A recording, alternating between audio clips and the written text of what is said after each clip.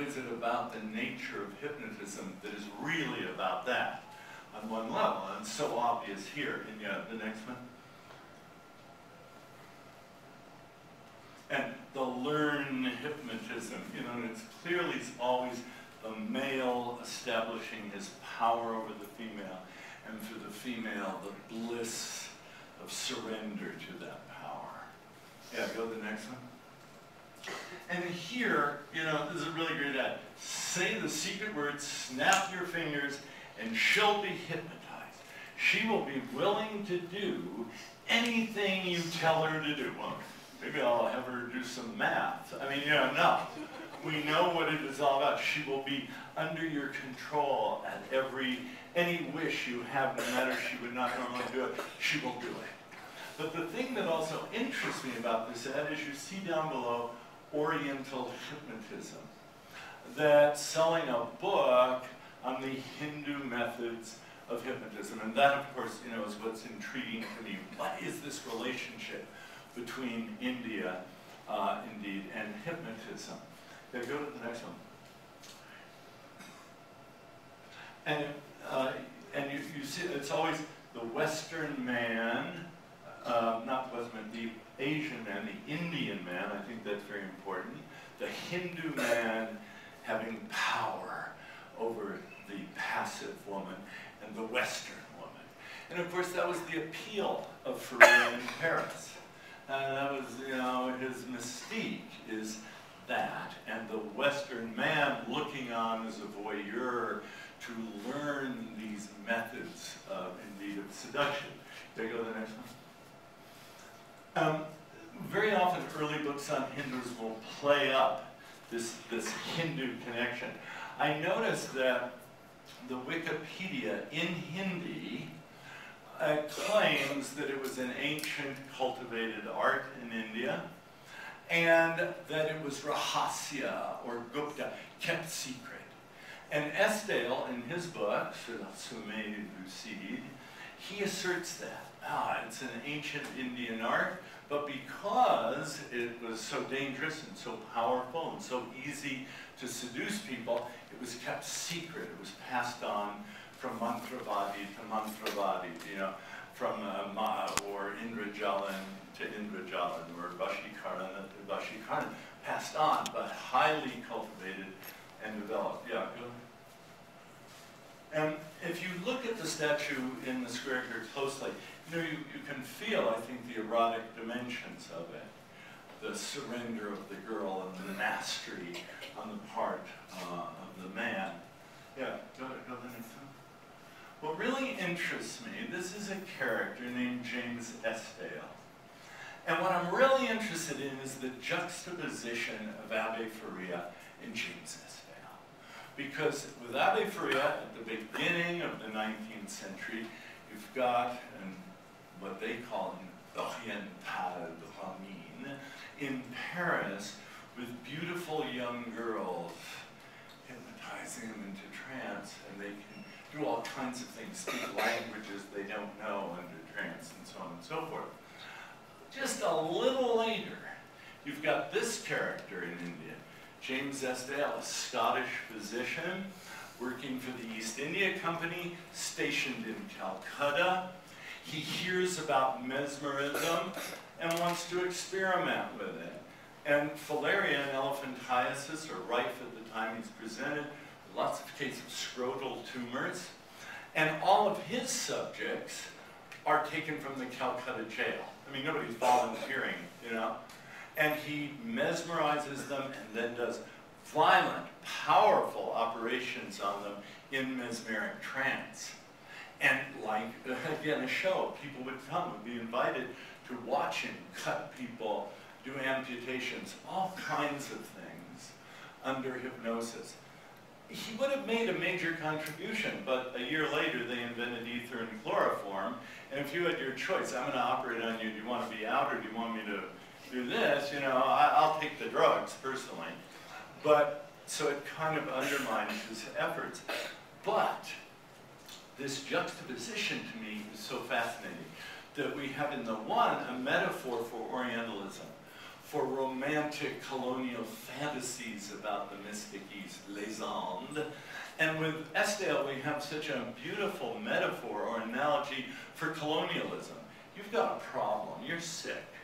You listen to me, though, as I wave this and do this, and surrender to me. Surrender your will to me. I'm sorry, I'm doing it the wrong hand. Surrender your will to me, fellow, and I'll cure you. And they do, and they're cut open and cured. See what Britain has given India? We're here to help you. We're here to take away your pain and to cure you, provided you concentrate on what we're saying and accept it as reality. So it's that juxtaposition between the two characters that's really most interesting to me. Now, Esdale believed, something about the two of them considered together is wonderful. Scientifically, there have not been able to establish correlates between susceptibility and anything, intelligence, whatever. Faria believed women are much more susceptible than men. He had a whole theory it's because their blood is thinner or something. But women are more susceptible than men, that it is the man's position to hypnotize the woman and the woman's to surrender. Esdale blatantly says Bengalis are the most susceptible people in the world. If you ever want to try a hypnotic, get a Bengali. He says they trust us. They're willing to do what we say. That's amazing. Now, that must be Bengali. I know at least one Bengali woman in the room. That makes like them really susceptible. Yeah. And okay, so this idea of susceptibility and also of the benefit to both parties, seems to me crucial. But Esdale also believes, like Faria, that this is an ancient Indian art or Hindu art, and he actually challenges various folk mantravadis or folk hypnotists that he challenges. I'll show you mine, you show me yours, and he does. He has magicians that he competes with. You try to hypnotize me, I'll try to hypnotize you. And he shows, of course, he's writing the story, his superiority, but with a complete respect for the fact that this is very ancient in Indian traditions. And I think that's very intriguing. And he's still using the word animal magnetism and thinks, go to the next one, that the snake charmer is hypnotizing the snake. That the Sampuala, by doing this, is a hypnotic pass, and that in that pass that the snake is hypnotized. Of course, it's not true. Snakes are deaf. The snake is moving like this because the beam suggests to them an enemy snake and its thing. But Esdale believes that this is, this power that goes way back in India. Yeah, go to the next one. Now, having started to think, I've been teaching Indian Sanskrit literature for like over 30 years, but I never really thought about this before. And now, thinking about hypnotism and understanding what induction is, I suddenly realized that the great induction of all time is in the Bhagavad Gita, chapter 11, where after preparing the subject, Arjuna, for trance, of explaining it to him, an absolute classic pre-induction talk, Arjuna bows down, stares at him, and Krishna, you can't really see this in the beginning, Krishna does a classic hypnotic pose with his hand, and he says, Pasha, Pasha. And he repeats it in 3 verses, he repeats it about 10 times. Look, look. But Pasha means look, but it also means see. See me, see me. Having trouble seeing me? I'll give you the divine eye. Look and see. And suddenly Krishna says, I see it. He's on a battlefield. He says, I see your 10,000 arms. I see the universe. I see 8 million suns, and so on. It goes into the epiphany of this theophanic vision, and it's a hypnotic vision. And again, I don't say that to demean or to deny the experience. On the contrary. And we see that again and again in the Krishnaic mythology. His mother, stare into my mouth, see if I stole the curds. She stares in, She comes in, looks deeper, and suddenly can see the whole universe. The gopis, and we always have the man-woman relationship. The gopis, each one imagines she alone is dancing with Krishna, and it's absolute, perfect hypnotic induction. Yeah, what's the next one here? Okay. Now, as I started to explore what's going on with hypnotism in India today, and there was a woman here in Goa, Renuka Yadav, I'm in contact with, but she's left, who does hypnosis and then past life regression.